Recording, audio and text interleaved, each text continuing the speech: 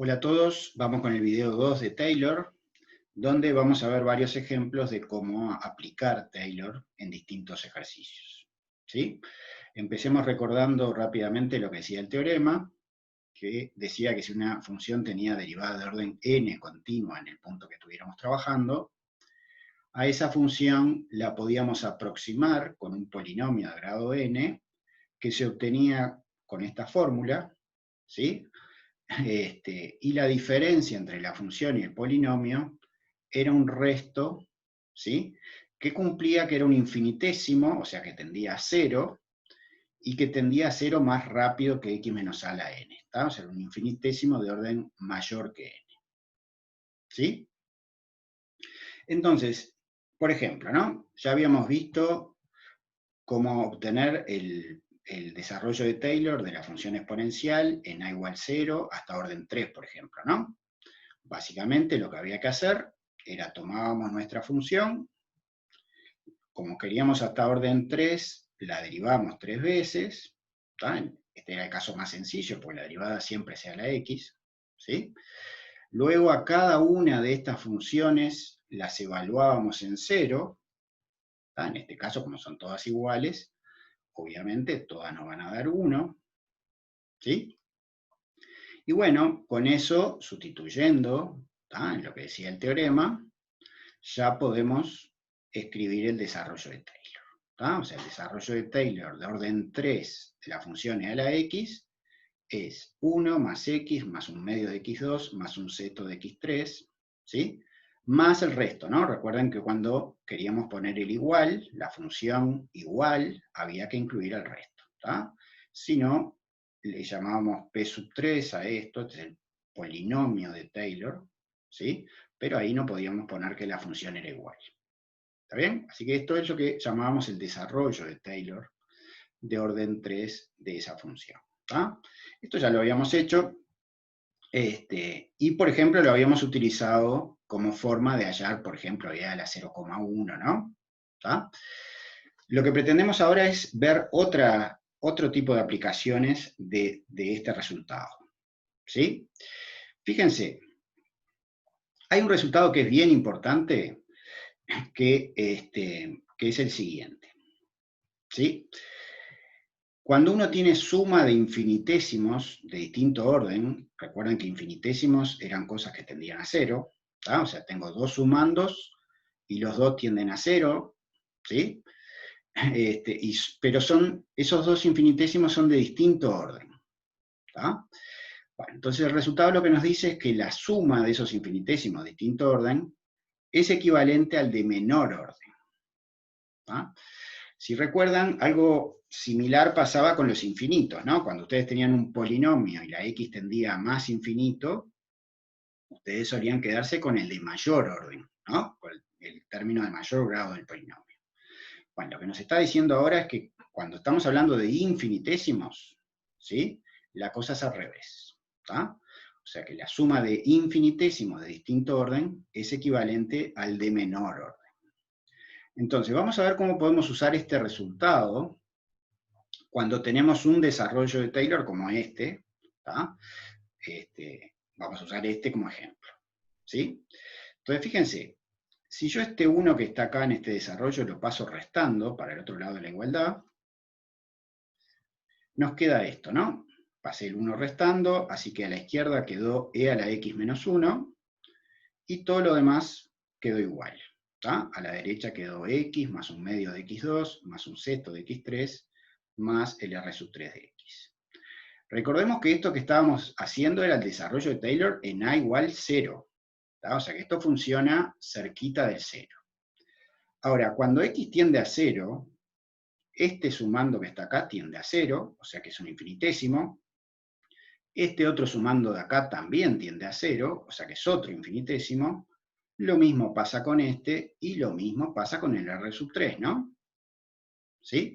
Recuerden que el teorema de Taylor nos aseguraba este resultado, que significaba que el resto era un infinitésimo de orden mayor a 3. Bueno, entonces, si yo me concentro en lo que está a la derecha de la igualdad, tengo suma de varios infinitésimos, Y el resultado importante que habíamos marcado acá era que cuando teníamos suma de infinitésimos de distinto orden, el más importante, el equivalente, es el de menor orden. Entonces, este claramente es de orden 1, este es de orden 2, este es de orden 3, y este, si bien no sé cuál es el orden, sé que es de orden mayor a 3, ¿no? Por este resultado que nos decía Taylor. O sea que yo sé que este es de orden mayor que 3. Así que de todos estos sumandos, claramente el primero, el X, es el de menor orden. ¿Está bien? Así que toda esta suma de la derecha es equivalente al de menor orden, o sea que es equivalente a X. Y como todo lo que estaba a la derecha era igual a E a la X menos 1, concluimos que E a la X menos 1 es equivalente a X cuando X tiende a 0. ¿Sí? O sea que llegamos a este resultado que quizá muchos de ustedes ya lo habían escuchado en algún momento, ¿no? En el curso de cálculo 1A, por ejemplo, ¿sí? O en algún curso de sexto, habían observado ya que se cumplía este resultado. ¿Tá? Lo que estamos viendo es que con Taylor lo probamos ese resultado, ¿no? Queda probado este resultado de que E a la X menos 1 es equivalente a X cuando X tiende a 0. ¿Sí?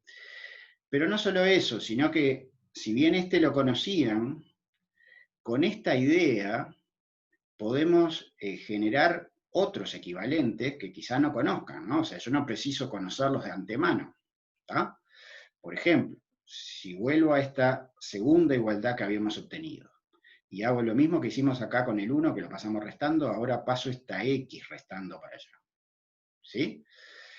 Observen que si paso esta X restando para allá, nos queda que E a la X menos 1 menos X es un medio de X2 más un sexto de X3 más el R sub 3. Entonces, si hacemos lo mismo de hoy, nos concentramos en lo que está a la derecha de la igualdad, son todos términos que tienden a 0, o sea que son todos infinitésimos, pero ahora el de menor orden es este, ¿no? Este es de orden 2, este es de orden 3, y este es de orden mayor que 3. Así que de los tres sumandos, este es el de menor orden, así que todo lo que está a la izquierda, L a la X menos 1 menos X, va a ser equivalente al 1 medio de X2. ¿Está bien? Ven que este otro equivalente seguramente que ya no lo conocían como el anterior, ¿no? ¿Está bien? Los equivalentes, entre otras cosas, sirven para calcular límites, ¿no? O sea, ustedes seguramente que este equivalente, los que ya lo conocían, en algún momento lo utilizaron para calcular límites. En realidad, pueden ser útiles para otras cosas, además de calcular límites. ¿Está bien? Entonces, una primera observación es que a partir de los desarrollos de Taylor, las posibilidades de obtener equivalentes son infinitas, ¿no? ¿Tá? Porque esto que acabamos de hacer lo puedo seguir repitiendo, ¿no? Puedo pasar restando y obtener otro equivalente más. Puedo partir de otra función y otro desarrollo y encontrar más equivalentes. ¿Tá? Casi todos los equivalentes, cuando X tiende a 0, por ejemplo, ¿no? Que ustedes ya conocen, se pueden probar a partir de Taylor, ¿tá? Pero lo interesante además es que se pueden obtener otros equivalentes que ustedes no conocen. ¿Tá? Entonces, esta es una primera aplicación. ¿Tá? Pueden hallar el equivalente para resolver un límite, ya les digo, o se puede precisar un equivalente para otro tipo de problemas matemáticos. ¿Tá? Vamos, de todas maneras, ahora a ver un segundo ejemplo, donde usemos directamente Taylor para resolver un límite, ¿no? Para calcular un límite. ¿Sí? Entonces, veamos este segundo ejemplo. Tenemos este límite. ¿Sí? Límite de 2 logaritmo de 1 más x menos 2x más x2 sobre x3 cuando x tiende a 0. ¿Está bien? Entonces, como siempre, ante cualquier límite, ¿no? Lo primero que debemos de hacer es ver a qué tiende cada cosa para ver qué situación tenemos. En este caso se trata de un cociente, así que empiezo por analizar a ver qué pasa con el numerador. Si x tiende a 0, esto tiende al logaritmo de 1, que es 0. Esto tiende a 0 y esto también tiende a 0. Así que todo el numerador tiende a 0. Y el denominador también tiende a 0. ¿Sí? Es x a la 3, x tendía a 0, así que el denominador también tiende a 0, por lo que se trata de una indeterminación de tipo 0 sobre 0. ¿Sí? Eso nosotros sabemos que es delicado, ¿no? Que hay que mirarlo con mucho cuidado, ¿tá? Para ver cómo resolvemos esa indeterminación. ¿Está bien? Entonces, fíjense, lo primero que podemos analizar en este ejemplo es que del numerador de lo que está arriba, lo único que no es polinómico es este logaritmo de 1 más x, ¿no? Porque todo esto que está acá es un polinomio. ¿Está? Así que lo que me está complicando la vida acá es este logaritmo de 1 más x. El denominador también es un polinomio ya, ¿sí? Así que ese lo voy a dejar así como está. ¿Está claro? Entonces, lo que vamos a hacer es hallarle el desarrollo de Taylor al logaritmo de 1 más x, ¿tá? De forma tal de transformar este problema en un cociente de polinomios. ¿Sí? Entonces, ya tengo decidido, normalmente cuando uno piensa en usar Taylor en un límite, son 3 cosas que uno debe decidir. Primero, ¿a qué función le vamos a hacer el desarrollo de Taylor? Eso yo ya lo decidí. La función a la que le voy a hacer el desarrollo de Taylor es al logaritmo de 1 más x, porque es lo único que aparece ahí del numerador y del denominador que no es polinómico. ¿Está? Ojo que pueden decidir hacerle a todo el numerador y también está bien. ¿Está? Yo voy a tratar de buscar trabajar con la función más chica posible. ¿Tá? Me parece que en este caso lo mejor es tomar como función logaritmo de 1 más x. Así que primera decisión que hay que tomar es a qué función le vamos a hacer Taylor. Segunda cosa que hay que decidir es en qué lugar le voy a hacer Taylor, ¿no? Bueno, eso es bastante fácil, ¿no? Porque si la x tendía a 0, está claro que a mí me interesa el comportamiento de esta función cerquita de 0, ¿no? Así que el lugar donde vamos a hacerle Taylor es en 0, en este caso porque la x tiende a 0. Y lo tercero que tengo que decidir es hasta qué orden le vamos a hacer, ¿tá? El desarrollo. Y en este caso, este denominador me da una pauta de hasta qué término hacer el desarrollo. Que acá aparezca un x a la 3, ¿sí? Hace razonable plantearse hacer Taylor de orden 3. ¿Por qué? Porque si nosotros hacemos Taylor de orden 3, sabemos que con el resto sobre x a la 3 no va a haber problema porque eso va a tender a 0. ¿Está? Entonces, si abajo hay un x a la 3, es más que razonable hacer Taylor de orden 3. Si abajo hubiera un x a la 5, haríamos Taylor hasta orden 5. ¿Está? Y así sucesivamente. Así que ya decidimos las 3 cosas claves que tengo que decidir yo, ¿no? A qué función le voy a hacer Taylor, en qué lugar y hasta qué orden. ¿Está? Le vamos a hacer Taylor al logaritmo de 1 más x en 0 hasta orden 3. Bueno, entonces hacemos lo mismo, ¿sí? Hacemos lo mismo que hicimos en los ejemplos anteriores, ¿no? Le vamos a hacer el desarrollo de orden 3 en 0 de la función logaritmo de 1 más x, y para eso tomamos nuestra función, la derivamos, ¿está? Claro, es un poquito más complicado que el anterior, ¿no? La derivada del logaritmo de 1 más x es la derivada de 1 más x, que es 1, sobre 1 más x. ¿Sí? Ahora tengo que hacer la derivada de este cociente, queda el denominador al cuadrado, la derivada del de arriba es 0 por el de abajo, menos la derivada del de abajo por el de arriba, queda menos 1. ¿Sí? Y si volvemos a derivar este cociente, pueden revisar y van a ver que efectivamente la derivada tercera, la derivada de este cociente, va a terminar dando 2 sobre 1 más x a la 3. ¿Está bien? O sea que lo que hice fue agarrar esta función, derivarla una vez, derivarla otra vez, derivarla otra vez. ¿Está? Como ven, ya la cosa se empieza a complicar un poquito porque las derivadas ya no son tan fáciles como la de la x, ¿no? ¿Está? Así que hay que estar muy práctico en el tema de derivar. ¿Qué hacemos con todas estas funciones?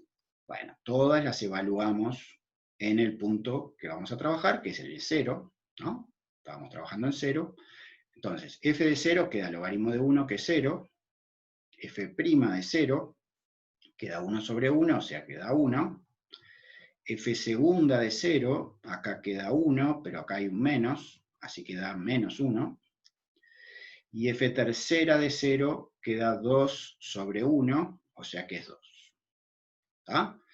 Entonces, con estos numeritos vamos a la fórmula de Taylor, ¿no? El polinomio de orden 3 de una función en 0 era f de 0, f' de 0 por x menos 0, 1 sobre el factorial de 2 por f segunda de 0 por x menos 0 al cuadrado, 1 sobre el factorial de 3, derivada tercera de 0 por x menos 0 al cubo.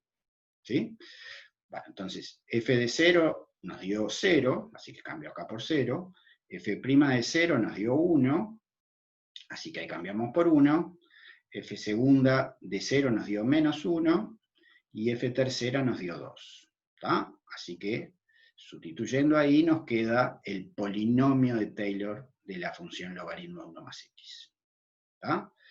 El desarrollo sería el polinomio, ¿no? Este desaparece porque es 0, acá queda x, este queda menos un medio, ¿no? El menos este viene del menos 1, el factorial de 2, acuérdense que era 2, así que queda menos x2 sobre 2, y acá queda, fíjense, factorial de 3, ¿se acuerdan que era 3 por 2? ¿No? Entonces, o sea, 6, ¿no? Factorial de 3 era 6, pero ese 6 lo simplificamos con el 2 que está arriba, y por eso es que queda sobre 3. ¿Tá? Así que queda x a la 3 sobre 3, porque este factorial de 3, que era un 6, lo simplificamos con el 2. ¿Está bien? Así que este es el desarrollo de Taylor de orden 3 de la función logaritmo en 0. ¿Está bien? Bueno, una vez que obtuvimos eso, recién ahí volvemos a nuestro límite, ¿no? Sustituimos a nuestro límite, donde decía el logaritmo, ponemos el desarrollo de Taylor. ¿Está? La ventaja de usar el desarrollo es que como es un igual, yo sé que está bien. ¿Está? Ya me enteraré si alcanza después con ese orden o no alcanza. ¿Está? Cuando uno sustituye por el polinomio, sabe que está sustituyendo por una aproximación y bueno, ahí les van a quedar las dudas si alcanza o no alcanza con ese. Bueno, hacemos cuentas. ¿Está? Sustituyo el logaritmo por su desarrollo y hago cuentas. ¿Está? Fíjense que acá aparece un 2x cuando hago distributiva, acá queda un 2x que se va a ir con este menos 2x. ¿Sí? Luego cuando haga este 2 por menos x2 sobre 2, va a quedar un menos x2 que se va a ir con este más x2. ¿Sí? Así que va a quedar el 2 por x3 sobre 3, que es este que está acá, y el 2 por el resto. Eso es todo lo que queda en el numerador. ¿Está? El denominador, no lo toqué, sigue siendo x a la 3. ¿Está bien? Entonces, ¿qué vamos a hacer ahora? Separar esta suma en dos. Este sobre este, más este sobre este. Cuando hago el primero, 2x3 sobre 3 dividido x3, se simplifican los x3 y queda un 2 tercios. ¿Está? Y el segundo queda 2r3 sobre x3. ¿Sí? Bueno, acá es donde yo confirmo que elegí adecuadamente hasta qué orden hacer. Porque fíjense qué límite que aparece ahí, ¿no? ¿Está? Ahí aparece el r sub 3 sobre x a la 3, ¿sí? Que el propio teorema de Taylor nos aseguraba que tendía a 0. ¿Está? O sea que yo sé por el teorema de Taylor que esto tiende a 0, por 2 va a dar 0, y entonces nos queda 2 tercios más algo que tiende a 0, ese límite da 2 tercios. ¿Está bien? Entonces ahí tienen un segundo ejemplo donde utilizamos Taylor como método para calcular un límite. ¿Sí? Vamos a ver un tercer tipo de ejercicio que aparece con cierta frecuencia. Veamos la situación al revés. ¿Tá? Supónganse que la letra del problema nos dice esto. Sea P sub 3 este polinomio, que está escrito en potencias de x menos 1, ¿sí? Nos dicen que ese es el polinomio de Taylor de orden 3 de una función f, que no sé quién es, ¿tá? En 1, ¿no? ¿Tá? Es en 1 y por eso es que quedan potencias de x menos 1. ¿Tá? Fíjense que lo importante acá es que la función nunca va a ser dato del problema, ¿no? O sea, yo no conozco la función f. ¿Tá? Me están dando el polinomio. O sea, es exactamente al revés a los ejercicios que veníamos haciendo, donde la función era el dato, yo sabía quién era f y quería obtener el polinomio, ¿no? Bueno, ahora estamos en una situación al revés. Nos dan el polinomio, y si bien yo no voy a poder averiguar quién es la función, porque hay infinitas funciones que tienen este polinomio de Taylor, nos van a pedir cosas de esta función f. ¿tá? Nos van a pedir que averigüemos ciertas características de esta función f. ¿Qué es lo que nos piden como primera parte? Bueno, fíjense, nos están pidiendo que hallemos el f de 1, f' en 1, f segunda en 1 y f tercera en 1. ¿Sí? Que averigüemos estos valores. Bien, entonces, ¿cómo vamos a encarar este ejercicio? Bueno, es bastante metódico también, ¿no? Por un lado tenemos lo que Taylor nos dice que da el polinomio de orden 3 de una función f en 1. ¿Sí? Si vamos al teorema de Taylor, el teorema de Taylor nos dice que el polinomio p sub 3 va a ser igual a f de 1 más f' de 1 por x menos 1 más f segunda de 1 sobre factorial de 2 o 2, que es lo mismo, ¿no? Por x menos 1 al cuadrado más la derivada tercera en 1 sobre factorial de 3, que es 6, por x menos 1 al cubo. Esta es la fórmula que Taylor nos da en su teorema de lo que debe ser el polinomio de Taylor de orden 3 de una función f en 1. Así que yo por un lado tengo lo que me dice el teorema. Según el teorema, p sub 3 tendría que ser esto. Pero por otro lado, tengo lo que me dice la letra del problema, ¿no? La letra del problema me está diciendo que el p sub 3 es este que está acá. ¿Está bien? Bueno, entonces, estos dos resultados tienen que ser iguales, ¿no? ¿Está? Lo que Taylor me dice que tendría que dar p sub 3 y lo que la letra me dice que es el p sub 3 deberían ser iguales. ¿Sí?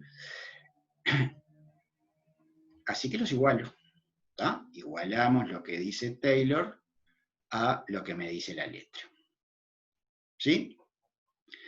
Bueno, y acá vamos a usar un recurso que viene de polinomios, que es bien importante, ¿no? Cuando uno tiene una igualdad de polinomios escritos en potencias de x menos a, ¿tá? O sea, fíjense que de este lado lo tengo en potencias de x menos 1, y de este otro lado también lo tengo en potencias de x menos 1, ¿no?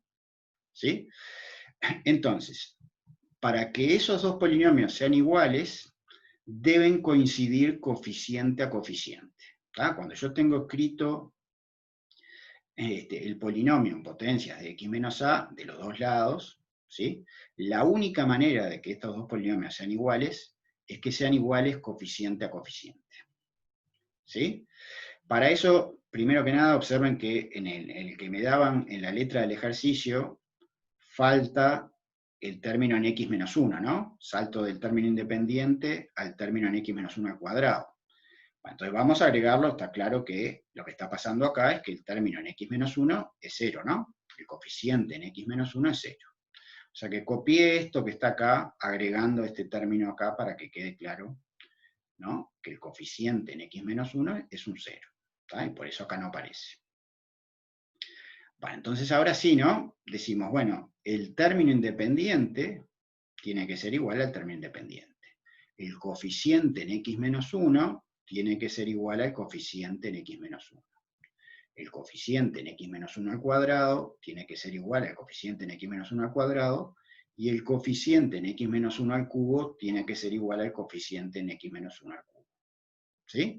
O sea que de igualar coeficiente a coeficiente, sacamos que f de 1 es 2, ¿sí? Término independiente de este lado con término independiente de este lado.